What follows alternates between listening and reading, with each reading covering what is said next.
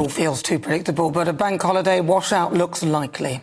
Despite sunny weather the past 2 days, the experts now say that's over for now. Well, who better to tell us all about that than meteorologist Tamsin Green. Hi. So, Tamsin, tell us, what is in prospect today? There were terrible weather warnings, but I understand there's been some rowing back from that. Is that true?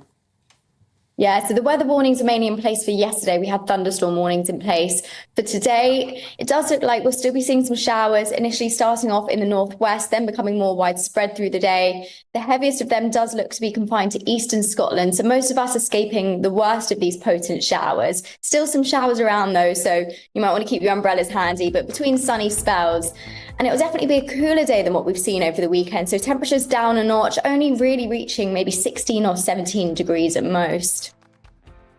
Tamsin, yesterday was my birthday, and for the 71 May the 26th that I remember in the southeast of England, it's been sunny, and so it was yesterday.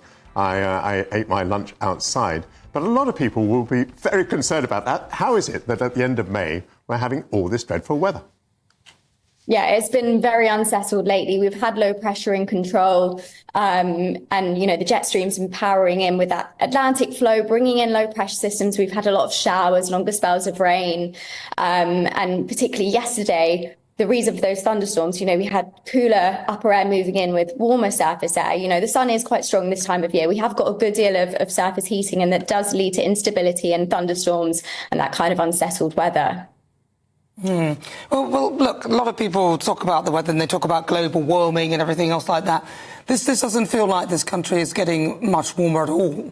Why is it that we always seem to have such bad weather in this country, but people continuously talk about global warming?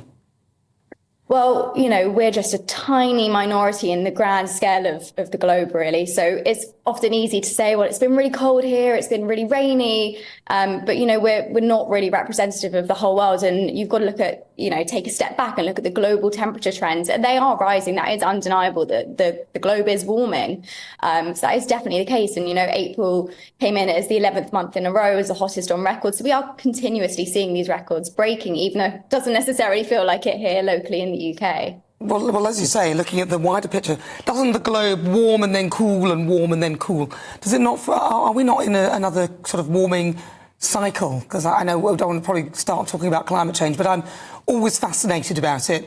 And it's interesting that people always talk about a snapshot, but then when you ask about the bigger picture and then you ask about the even bigger picture, people seem to avoid that. So as you said, the bigger picture is that the planet, different parts of the country are experiencing different things. But then on the even bigger picture, surely this is just like another cycle of up and down of the Earth. Of course, there is natural climate variability and we are always in cycles up and down, but you have to look at the actual rising trajectory. And even though we are having dips and, rising ups and downs, on the whole, that trend is still steadily increasing. Tamsin, it's election time. Luckily, the parties haven't promised anything about the weather. You don't happen to know whether the weather is better under the Conservatives or Labour, do you? No comment on that one. It's probably very wise. Although under Rishi Sunak it was raining, wasn't it? Poor Rishi. That was a terrible look. Terrible. Tamsin, thank you very much indeed.